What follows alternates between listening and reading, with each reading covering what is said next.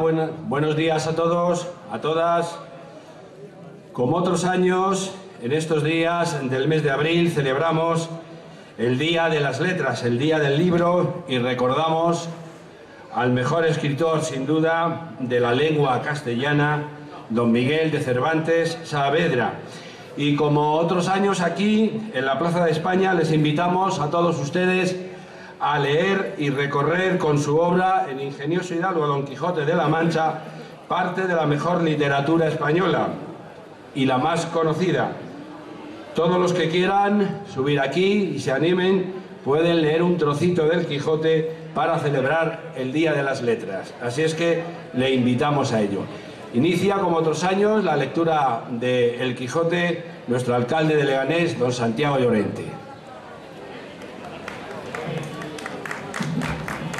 Buenos días. En un lugar de la Mancha, de cuyo nombre no quiero acordarme, no ha mucho tiempo que vivía un hidalgo de los de lanza en astillero, adarga antigua, rocín flaco y galgo corredor. Una olla de algo más vaca que carnero, salpicón lo más noches, duelos y quebranto los sábados, lentejas los viernes. Algún palomino de añadidura los domingos, consumían las 3 partes de su hacienda. El resto de ella concluían sayo de velarte, calzas de velludo para las fiestas, con sus pantuflos de lo mismo, y los días de entre semana se honraba con su vellorí de lo más fino. Tenía en su casa una ama que pasaba de los 40 y una sobrina que no llegaba a los 20 y un mozo de campo y plaza que así ensillaba el rocín que tomaba la podadera. Frisaba la edad de nuestro hidalgo con los 50 años. Era de complexión recia, seco de carnes, enjunto de rostro, gran madrugador y amigo de la caza. Quieren decir que tenía el sobrenombre de Quijada o Quesada, que en esto hay alguna diferencia en los autores que de este caso escriben, aunque por conjeturas verosímiles se deja entender que se llamaba Quijana. Pero esto importa poco a nuestro cuento, basta que en la narración de él no se salga un punto de la verdad. Después de saber que este sobredicho hidalgo, los ratos que estaba ocioso, que eran los más del año, se daba a leer libros de caballerías, con tanta afición y gusto que olvidó casi de todo de caballerías, casi de todo punto el ejercicio de la caza y aún la administración de su hacienda. Y llegó a tanto su curiosidad y desatino en esto que vendió muchas hanegas de tierra de sembradura para comprar libros de caballería en que leer, y así llevó a su casa todos cuando pudo a ver de ellos, y de todos ninguno le parecían tan bien como lo que compuso el famoso Feliciano de Silva, porque la claridad de su prosa y aquellas intrincadas razones suyas le parecían de perlas, y más cuando llegaba a leer aquellos requiebros y cartas de desafíos, donde en muchas partes hallaba escrito: la razón de la sin razón, que a mi razón se hace, de tal manera mi razón enflaquece, que con razón me quejo de la vuestra fermosura. Y también cuando leía los más altos cielos, que en vuestra divinidad, divinamente con las estrellas os fortifican y os hacen merecedora del merecimiento que merece la vuestra grandeza. Con estas razones perdía el pobre caballero el juicio y desvelábase que por entenderlas y desentrañarles el sentido, que no se lo sacara ni las entendiera el mismo Aristóteles, si resucitara para solo ello.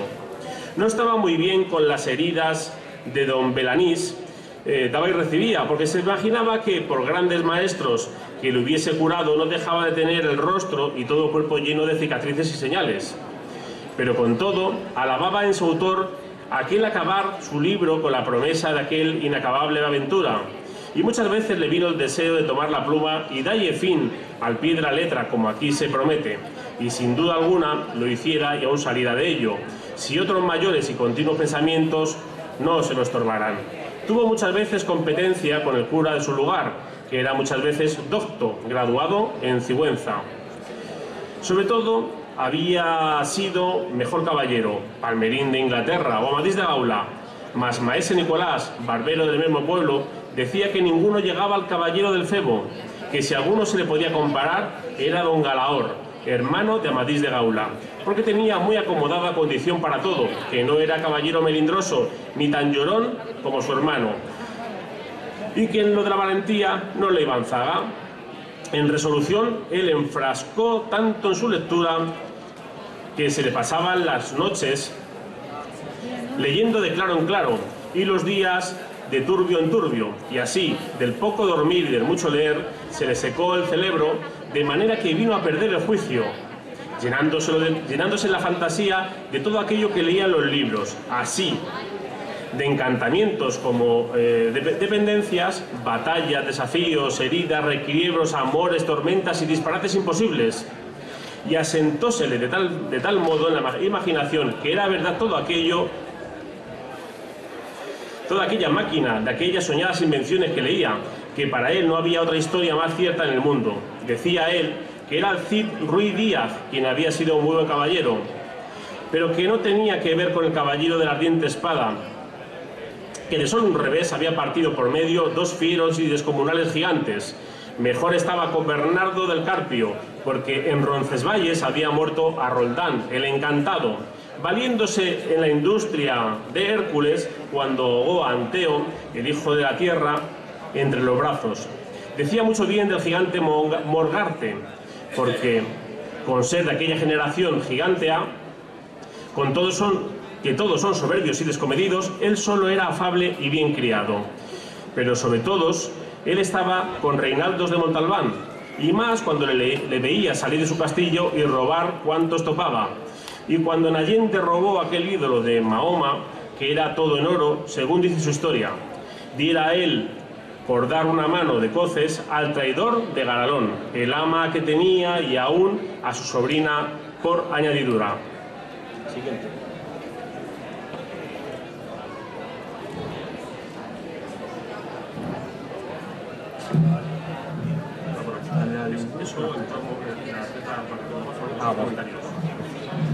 En efecto, rematado ya su juicio, vino a dar en el más extraño pensamiento que jamás dio loco en el mundo,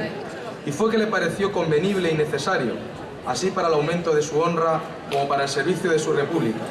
hacerse caballero andante e irse por todo el mundo con sus armas y caballo a buscar las aventuras y a ejercitarse en todo aquello que él había leído que los caballeros andantes se ejercitaban, deshaciendo todo género de agravio y poniéndose en ocasiones y peligros donde, acabándolos, cobrase eterno nombre y fama. Imaginábase el pobre ya coronado por el valor de su brazo, por lo menos del imperio de Trapisonda,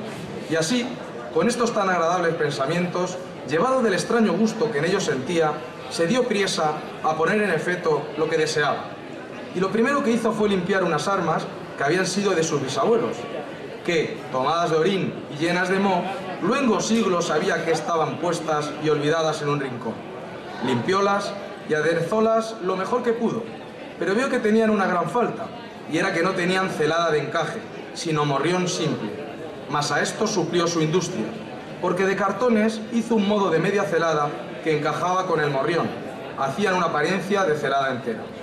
Es verdad que, para probar si era fuerte y podía estar a riesgo de una cuchillada, sacó su espada y le dio 2 golpes, y con el primero y en un punto deshizo lo que había hecho en una semana, y no dejó de parecerle mal la facilidad con que la había hecho pedazos, y por asegurarse de este peligro, la tornó a hacer de nuevo, poniéndose unas barras de hierro por de dentro, de tal manera que él quedó satisfecho de su fortaleza y sin querer hacer nueva experiencia de ella, la disputó y tuvo por celada finísima de encaje.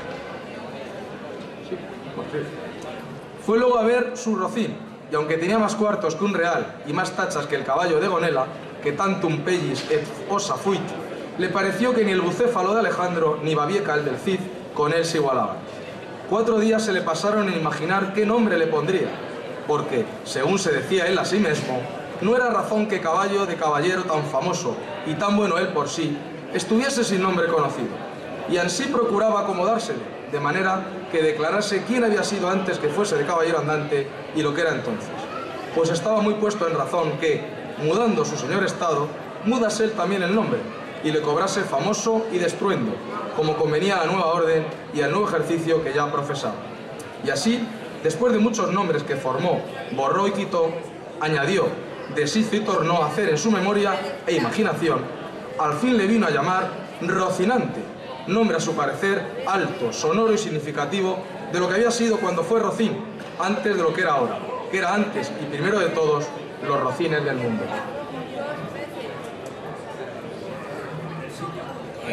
Puesto, solo las grandes.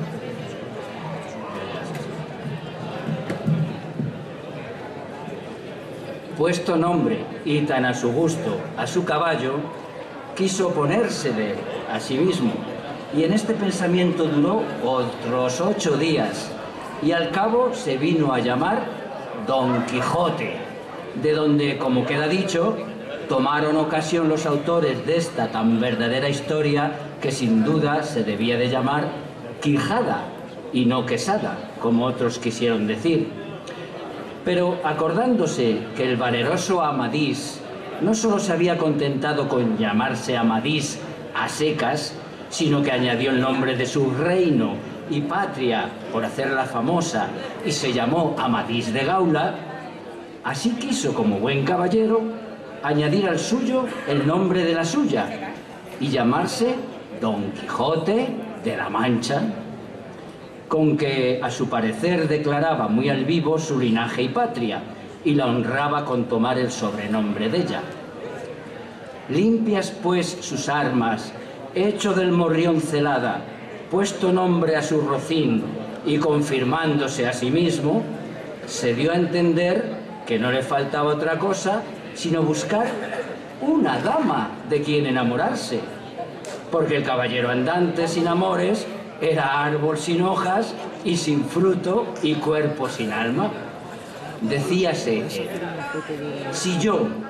por malos de mis pecados o por mi buena suerte, me encuentro por ahí con algún gigante, como de ordinario les acontece a los caballeros andantes, y le derribo de un encuentro, o le parto por mitad del cuerpo, o finalmente le venzo y le rindo, ¿no será bien tener a quien enviarle presentado y que entre y se hinque de rodillas ante mi dulce señora y diga con voz humilde y rendida: yo, señora, soy el gigante Caraculiambro, señor de la ínsula Malindrania, a quien venció en singular batalla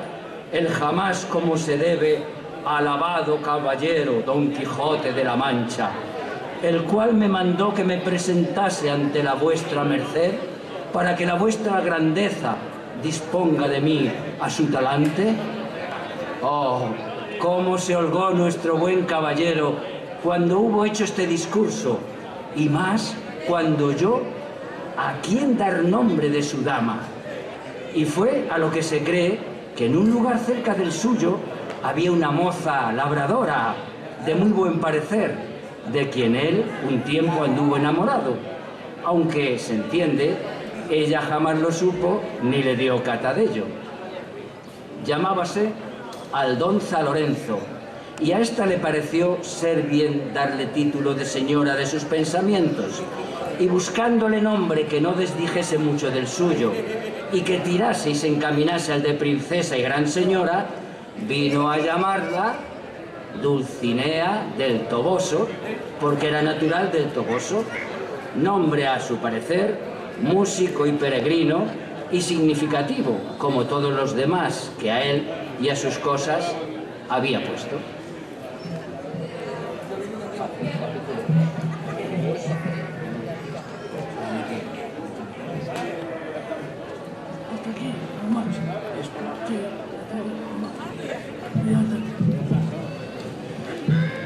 Hechas pues estas prevenciones,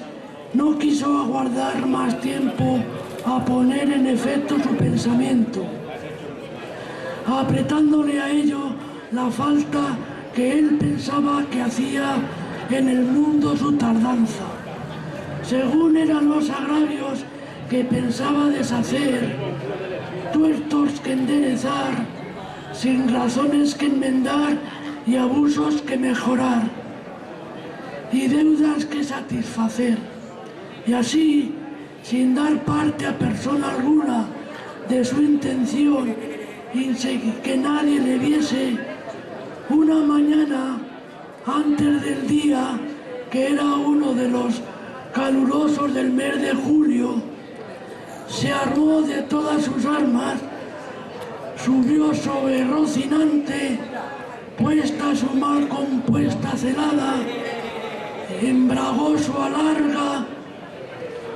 tomó su lanza y por la puerta falsa de un corral salió al campo. Con grandísimo contento y alborozo de ver con cuánta facilidad había dado principio a su buen deseo. Mas apenas se vio en el campo cuando le asaltó un pensamiento terrible, y tal que por poco le hiciera dejar la comenzada empresa. Y fue que le vino a la memoria que no era armado caballero, y que conforme a la ley de caballería ni podía ni debía tomar armas con ningún caballero, y puesto que lo fuera, había de llevar armas blancas, como no el caballero, sin empresa en el escudo, hasta que por su esfuerzo las ganase. Estos pensamientos le hicieron titubear en su propósito, mas pudiendo más su locura que otra razón alguna, propuso de hacerse amar caballero del primero que topase, a imitación de otros muchos que así lo hicieron, según él había leído en los libros que tal le tenían. En lo de las armas blancas pensaba limpiarlas de manera en teniendo lugar que lo fuesen más que un arminio, y con esto se quietó y prosiguió su camino sin llevar otro que aquel que su caballo quería, creyendo que en aquello consistía la fuerza de las aventuras. Yendo pues caminando nuestro flamante aventurero, iba hablando consigo mismo y diciendo: ¿quién duda sino que en los venidos tiempos, cuando salga a la luz la verdadera historia de mis famosos hechos, que el sabio que los escribiere no ponga,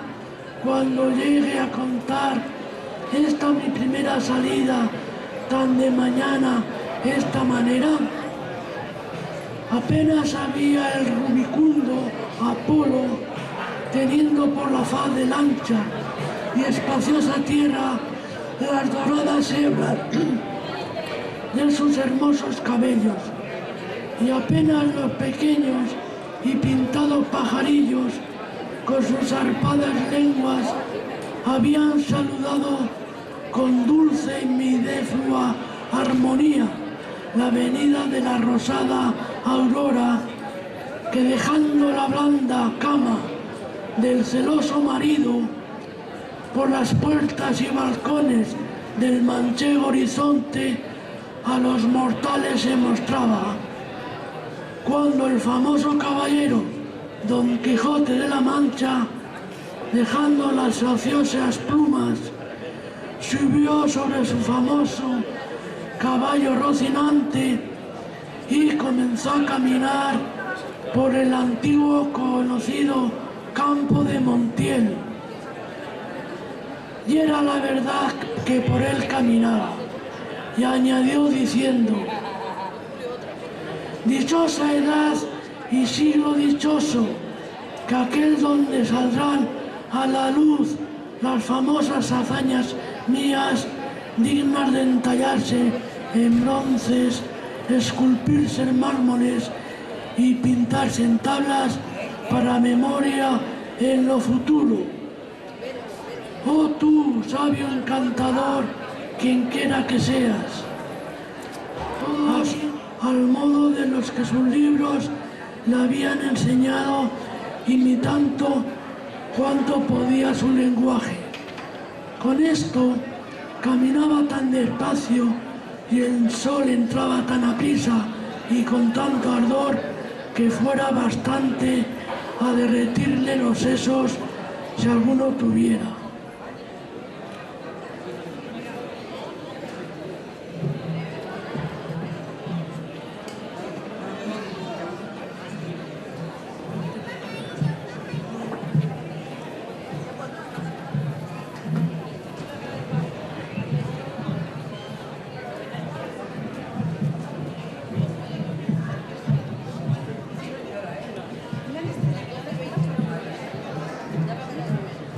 Casi todo aquel día caminó sin acontecerle cosa que de contar fuese, de lo cual se desesperaba, porque quisiera topar luego fuego lento, con quien hacer experiencia del valor de su fuerte brazo. Autores hay que dicen que la primera aventura que le avino fue la de Puerto Lápice, otros dicen que la de los molinos de viento, pero lo que yo he pedido averiguar en este caso, y lo que he hallado escrito en los anales de la Mancha, es que él anduvo todo el día y al anochecer su rocín y él se hallaron cansados y muertos de hambre, y que, mirando a todas partes, por ver si descubriría algún castillo o alguna majada de pastores donde recogerse y a donde pudiese remediar su mucha hambre y necesidad, vio, no lejos del camino, por donde iba una venta, que fue como si viera una estrella, que no a los portales, sino a los alcázares de su redención le encaminaba. Diose presa a caminar y llegó a ella a tiempo que anochecía. Estaban acaso a la puerta dos mujeres mozas, de estas que llamaban del partido, las cuales iban a Sevilla con unos arrieros que en la venta aquella noche acertaron a hacer jornada. Y como a nuestro aventurero todo cuanto pensaba, veía o imaginaba, le parecía ser hecho y pasar al modo de lo que había leído, luego que vio la venta se le representó que era un castillo con sus 4 torres y capiteles de luciente plata, sin faltarle su puente levadiza y su honda cava, con todos aquellos adherentes que semejantes castillos se pintan. Fuese llegando a la venta, que a él le parecía castillo y a poco trecho de ella tuvo las riendas a Rocinante, esperando que algún enano se pusiese entre las almenas a dar señal con alguna trompeta de que llegaban caballeros al castillo. Pero como vio que se tardaban y que Rocinante se daba priesa por llegar a la caballeriza, se llegó a la puerta de la venta y vio a las 2 extraídas mozas que allí estaban, que a él le parecieron 2 hermosas doncellas o 2 graciosas damas, que delante de la puerta del castillo se estaban solazando. En esto sucedió acaso que un porquero que andaba recogiendo de unos rastrojos una manada de puercos, que sin perdón así se llaman, tocó un cuerno,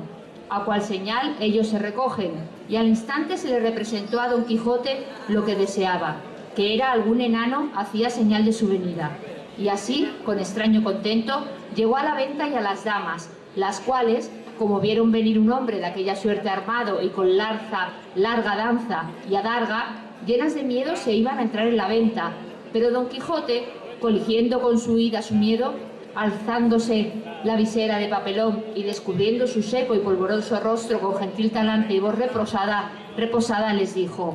«Non fuyan las vuestras mercedes, ni teman desaguisado alguno, que a la orden de caballería que profeso non toca ni atañe facerle a ninguno, cuanto más a tan altas doncellas como vuestras presencias demuestran». Mirábanle las mozas y andaban con los ojos buscándole el rostro, que la mala visera le cubría, mas como se oyeron llamar doncellas, cosa tan fuera de su profesión, no pudieron tener la risa, y fue de manera que Don Quijote vino a correrse y a decirles: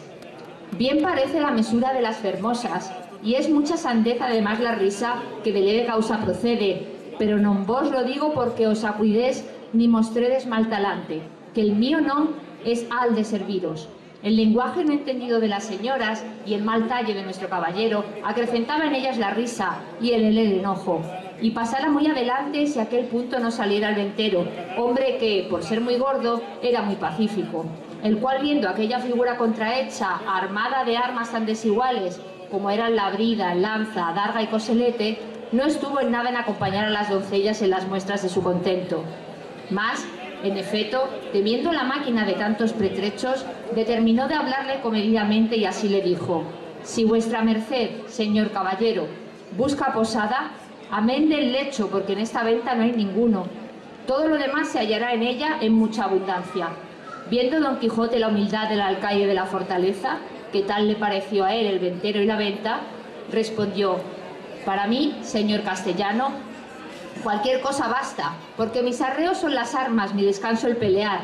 Pensó el huésped que el haberle llamado castellano había sido por haberle padecido de los llanos de Castilla, aunque él era andaluz, y de los de la playa de Sanlúcar. No menos ladrón que caco, ni menos maleante que estudiando paje. Y así le respondió: según eso, las camas de vuestra merced serán duras peñas, y su dormir siempre velar. Y siendo así, se puede apear, con seguridad de hallar en estas choza ocasión, y ocasiones para no dormir en todo un año, cuanto más en una noche. Y diciendo esto, fue a tener el estribo a Don Quijote, el cual se apeó con mucha dificultad y trabajo, como aquel que en todo aquel día no se había desayunado. Dijo luego al huésped que le tuviera mucho cuidado de su caballo, porque era la mejor pieza que comía pan en el mundo. Miróle el ventero y no le pareció tan bueno como Don Quijote decía, ni aun la mitad, y acomodándose en la caballeriza, volvió a ver lo que su huésped mandaba, al cual estaban desarmando las doncellas que ya se habían reconciliado con él, las cuales, aunque le habían quitado el peto y el espadar, jamás pusieron ni pudieron desencajarle la gola, ni siquiera la contrahecha celada, que traía atadas con unas cintas verdes, y era menester cortarlas, por no poder quitar los nuños. Mas él no quiso consentir en ninguna manera, y así se quedó toda la noche con la celada puesta, que era la más graciosa y extraña figura que se pudiera pensar, y al desarmarle, como él se imaginaba, que aquellas traídas y llevadas que le desarmaban eran algunas principales señoras y damas de aquel castillo, les dijo con mucho donaire: nunca fuera caballero de damas tan bien servido, como fuera Don Quijote cuando de su aldea vino. Doncellas curaban él, princesas del su rocino.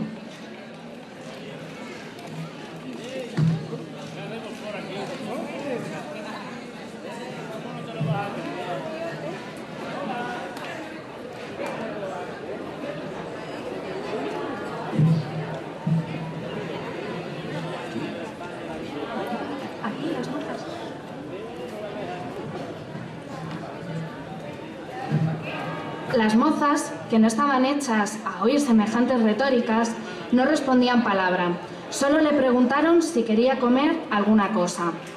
Cualquiera llantaría yo, respondió Don Quijote, porque, a lo que entiendo, me haría mucho al caso.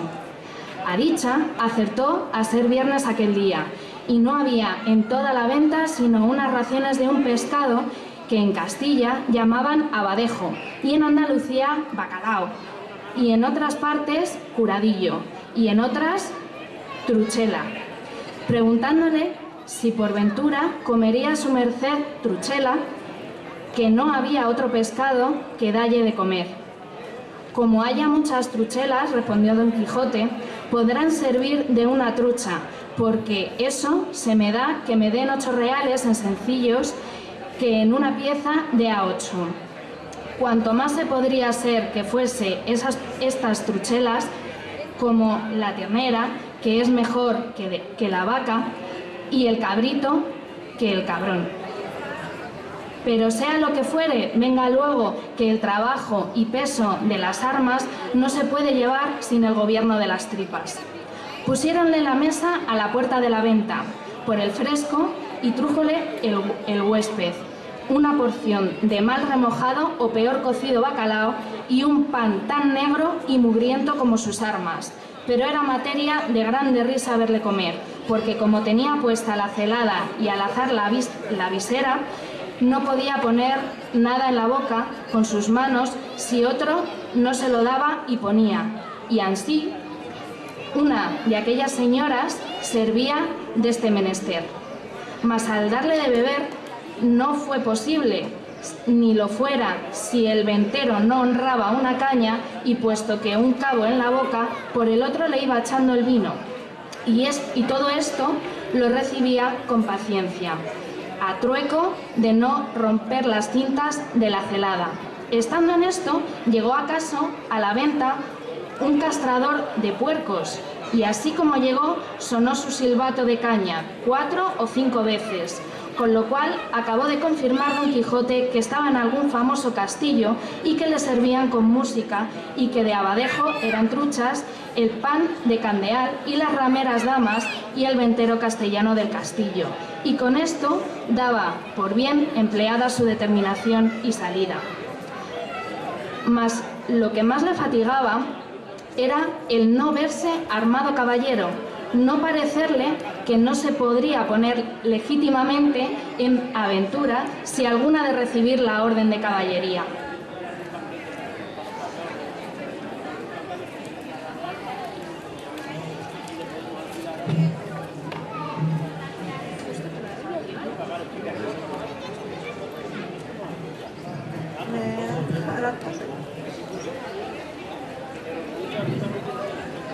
Y así, fatigado de este pensamiento, abrió su venteril y limitada la cena, la cual, acabada, llamó al ventero y, encerrándose con él en la caballeriza, se hincó de rodillas ante él, diciéndole: «No me levantaré jamás de donde estoy, valeroso caballero.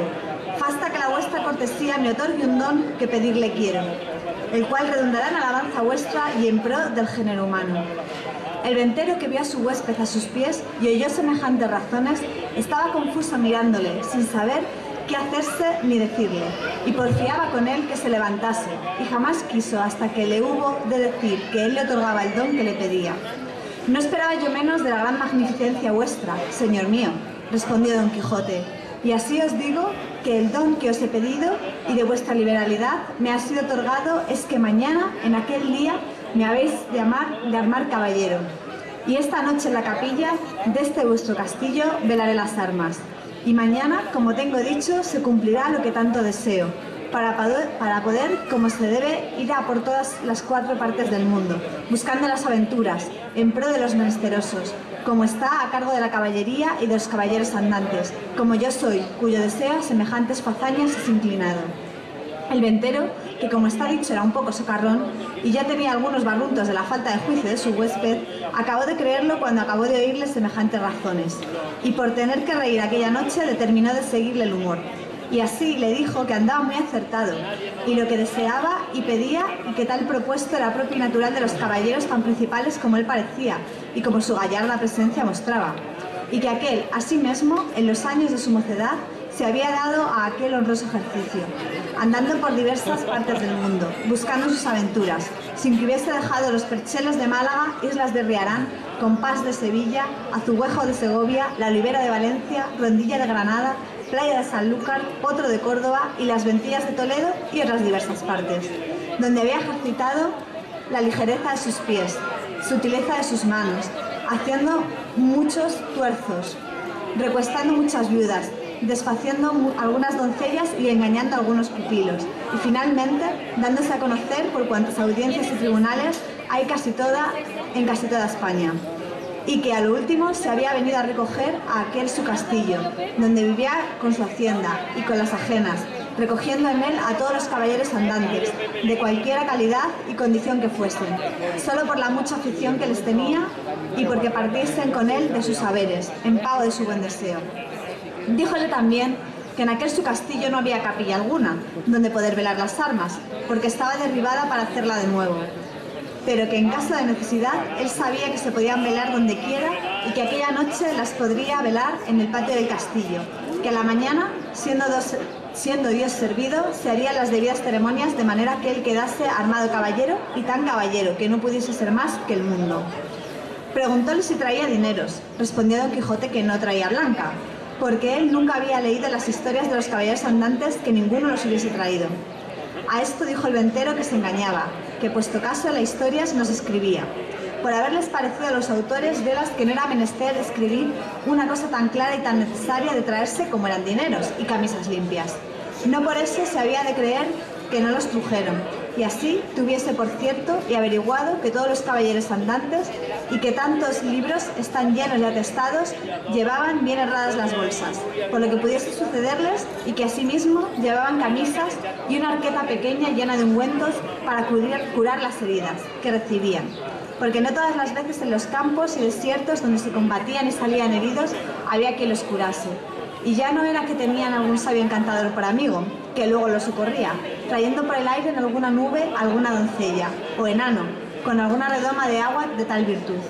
que engustando alguna gota de la luego, al punto quedaban sanos de sus llagas y heridas, como si mal alguno hubiesen tenido,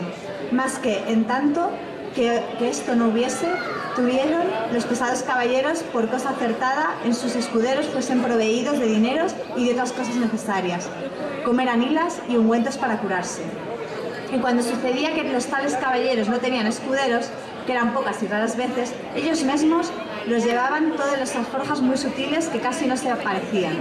y las ancas del caballo, que eran otra cosa de lo más importante, porque no siendo por ocasión semejante, eso de llevar alforjas no fue muy admitido entre los caballeros andantes, y por esto le daba por consejo, pues aún se lo podía mandar como a su ahijado, que tan presto lo había de ser, que no caminase de allí adelante sin dineros y sin prevenciones referidas, y que vería cuán bien se hallaba con ellas, cuanto menos se pensase. Prometióle Don Quijote de hacer lo que le aconsejaba, con toda puntualidad, y así se dio orden luego que velase por las armas en un corral grande que a un lado de la venta estaba, y recogiéndolas Don Quijote todas, las puso sobre una fila que junto al pozo estaba, y embrazando su adarga, asió de su lanza y con gentil continente se comenzó a pasear delante de la pila, y cuando comenzó el paseo comenzaba a cerrar la noche.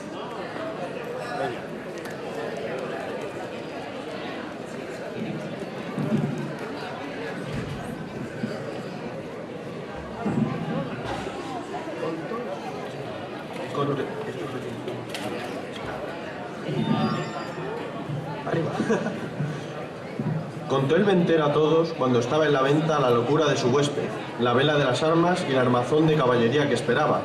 Admiróse de tan extraño género de locura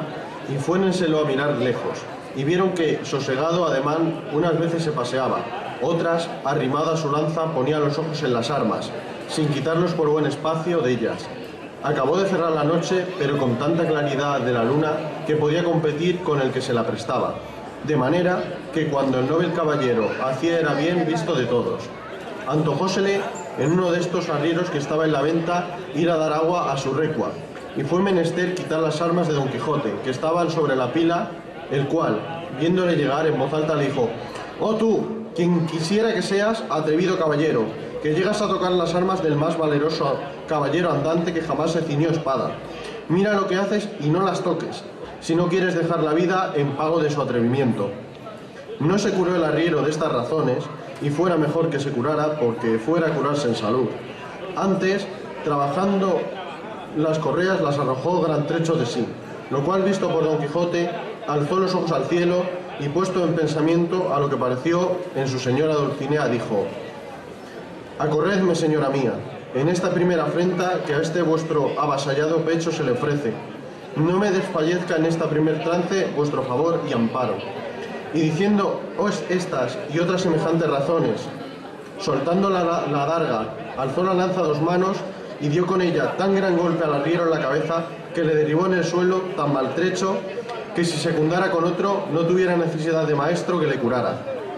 Hecho esto, recogió sus armas y tornó a pasarse con el mismo reposo que primero. Desde allí a poco, sin saberse lo que había pasado, porque aún estaba aturdido el arriero, llegó otro con la misma intención de dar agua a sus mulos, y llegando a quitar las armas para desembarazar la pila, sin hablar Don Quijote palabra y sin pedir favor de nadie, soltó otra vez la adarga y alzó otra vez la lanza, y sin hacerla pedazos hizo más de 3 la cabeza del segundo arriero, porque se la abrió por 4. Al ruido acudió toda la gente de la venta, y entre ellos el ventero. Viendo esto Don Quijote, embrazó su adarga y puesta mano a su espada dijo: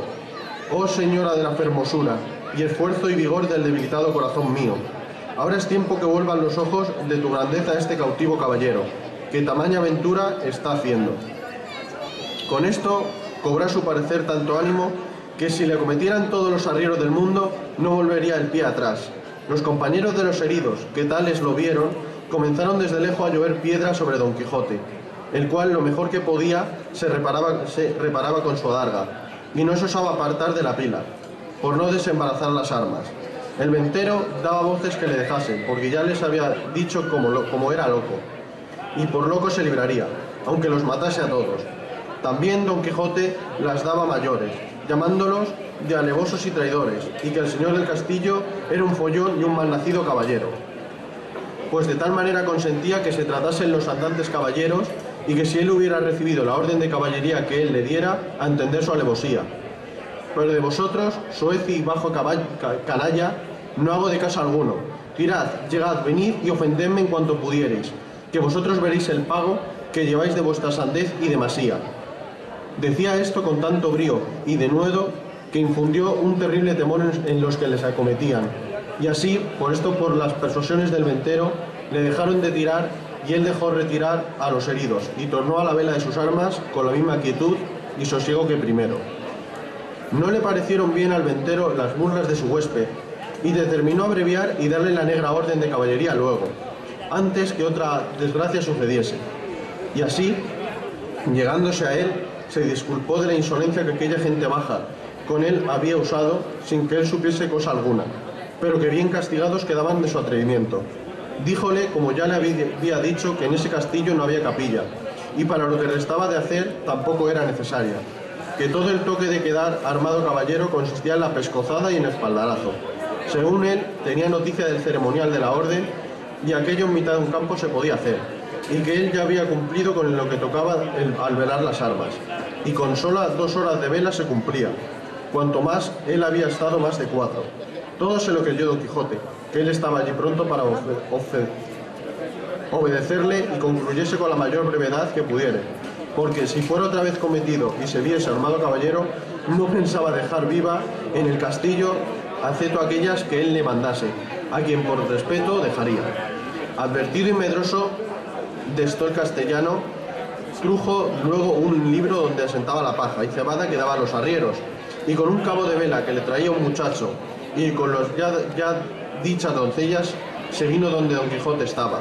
el cual mandó hincar de rodillas y leyendo en su manual,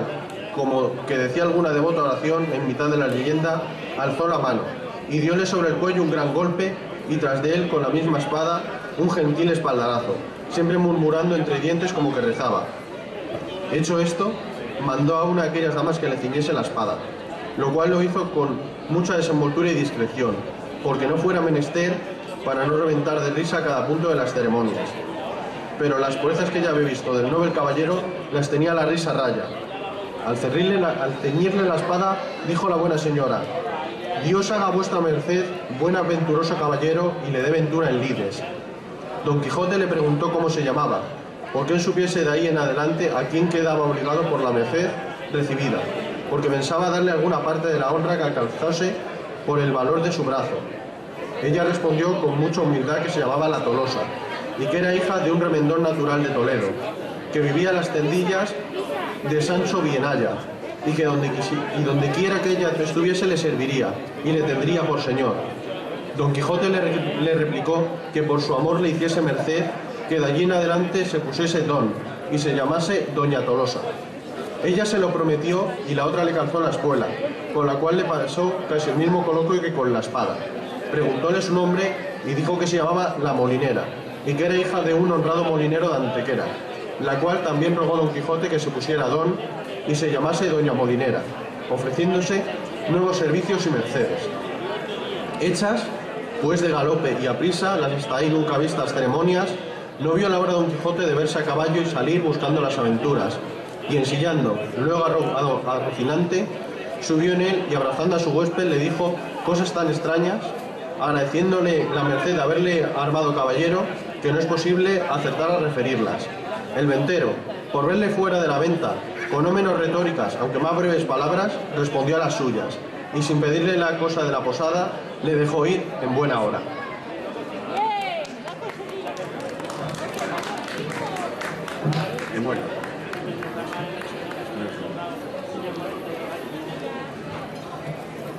De lo que le sucedió a nuestro caballero cuando salió de la venta.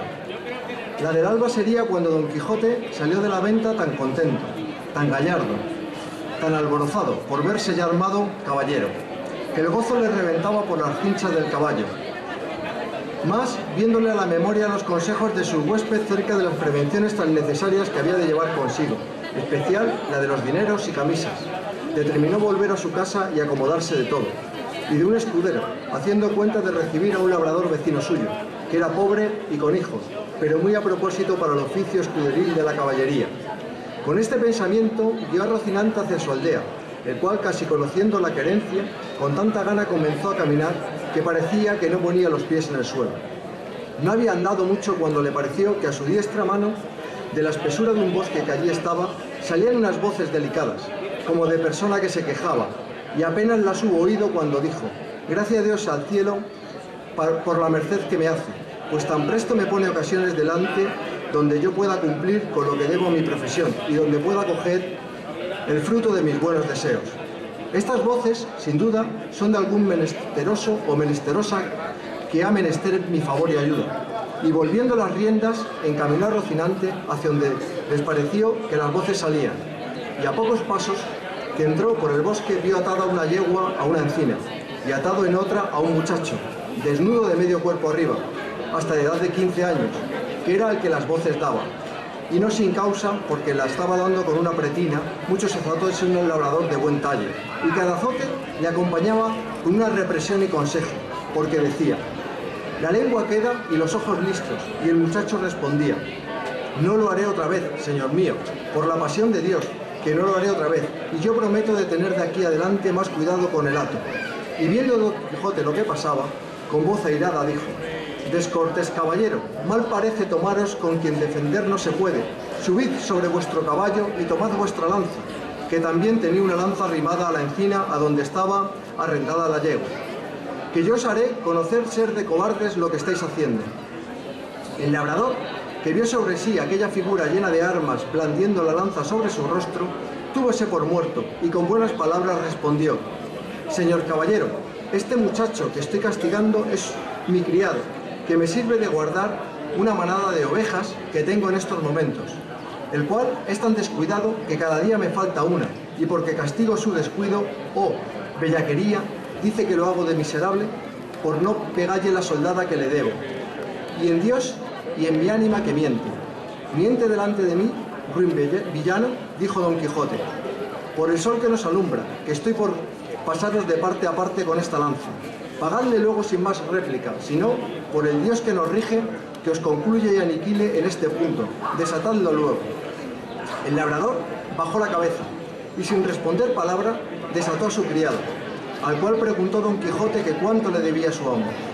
Él dijo que 9 meses, a 7 reales cada mes. Hizo la cuenta Don Quijote y halló que montaban 73 reales. Y díjole al labrador que al momento los desembolsara, si no quería morir por él.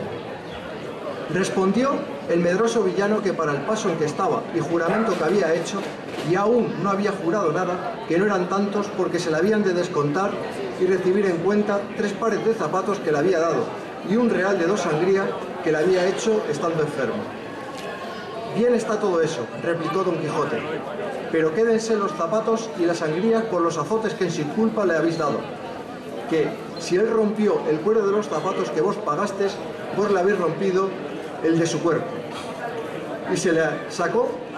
el barbero sangre estando enfermo, vos en sanidad se la habéis sacado. Ansí que por esta parte no os debe nada. El daño está, señor caballero, en que no tengo aquí dinero. Véngase Andrés conmigo a mi casa, que yo se los pagaré un real sobre otro». «Irme yo con él», dijo el muchacho, «más mal año. No, señor, ni por pienso, porque en viéndose solo me desuelle como a un San Bartolomé». «No hará tal», replicó Don Quijote, «basta que yo se lo mande para que me tenga respeto, y con él me lo jure por la ley de caballería que ha recibido, le dejaré libre y aseguraré la paga». «Mire vuestra merced, señor, lo que dijo el muchacho, que en este mi amo no es caballero, ni ha recibido orden de caballería alguna, que es Juan Aldudo el Rico, el vecino de Quintanar». «Importa poco eso», respondió Don Quijote, «que Aldudos puede haber caballeros, cuanto más que cada uno es hijo de sus obras». «Así es verdad», dijo Andrés, «pero este es mi amo, ¿de qué obras es hijo? Pues me niega mi soldada y mi sudor y mi trabajo». «No niego, hermano Andrés», respondió el labrador, «y hacedme placer de veniros conmigo, que yo juro por todas las órdenes que de caballerías hay en el mundo pagaros, como tengo dicho, un real sobre otro y aún sahumados». «De sahumerio os hago gracia», dijo Don Quijote, «dáselos en reales, que con eso me contento, y mirad que lo cumpláis como lo habéis jurado, si no, por el mismo juramento os juro de volver a buscaros y castigaros, y que os tengo de hallar, aunque os escondéis más que una lagartija. Y si queréis saber quién os manda esto, para quedar con más veras obligado a cumplirlo, sabed que yo soy el valeroso Don Quijote de la Mancha, el desfacedor de agravios y sin razones, y a Dios quedad y no se os parta el almiente en lo prometido y jurado, so pena de la pena pronunciada. Y, en diciendo esto, picó a su Rocinante y en breve espacio se apartó de ellos. Siguióle los ojos, y cuando vio que había traspuesto del bosque y que ya no parecía, volvióse a su criado Andrés y díjole: venid acá, hijo mío, que os quiero pagar lo que os debo, como aquel desfacedor de agravios me dejó mandado. Eso juro yo, dijo Andrés. ¿Y cómo que andará vuestra merced acertado en cumplir el mandamiento de aquel buen caballero, que 1000 años viva, que según es de valeroso y de buen juez, vive Roque, que si no me paga, que vuelva y ejecute lo que dijo? También lo juro yo, dijo el labrador, pero por lo mucho que os quiero acrecentar la deuda, por acrecentar la paga. Y asiéndole del brazo, le tomó a atar a la encina, donde le dio tantos azotes que le dejó por muerto. Llamad, señor Andrés, ahora, decía el labrador, al desfacedor de agravios. Veréis cómo no desface a cueste. Aunque creo que no está acabado de hacer, porque me viene gana de desollaros vivo como vos temíais. Pero al fin le desató y le dio licencia que fuese a buscar su juez, para que ejecutase la pronunciada sentencia. Andrés se partió algo mohíno, jurando de ir a buscar al valeroso Don Quijote de la Mancha y contarle punto por punto lo que había pasado, y que se le había de pagar con las setenas. Pero con todo esto, él se partió llorando y su amo se quedó riendo. Y de esta manera deshizo el agravio y el valeroso Don Quijote, el cual, contentísimo de lo sucedido, pareciéndole que había dado felicísimo y alto principio a sus caballerías, con gran satisfacción de sí mismo iba caminando hacia su aldea, diciendo a media voz: bien te puedes llamar dichosa sobre cuantas hoy viven en la tierra, o sobre las bella Dulcinea del Toboso, pues te cupo en suerte tener sujeto y rendido a toda tu voluntad, etalante a un tan valiente y tan nombrado caballero como lo es, y será Don Quijote de la Mancha, el cual, como todo el mundo sabe, ayer recibió la orden de caballería y hoy ha desfecho el mayor tuerto y agravio que formó la sin razón y cometió la crueldad. Hoy quitó el látigo de la mano a aquel despiadado enemigo que tan sin ocasión vapulaba a aquel delicado infante.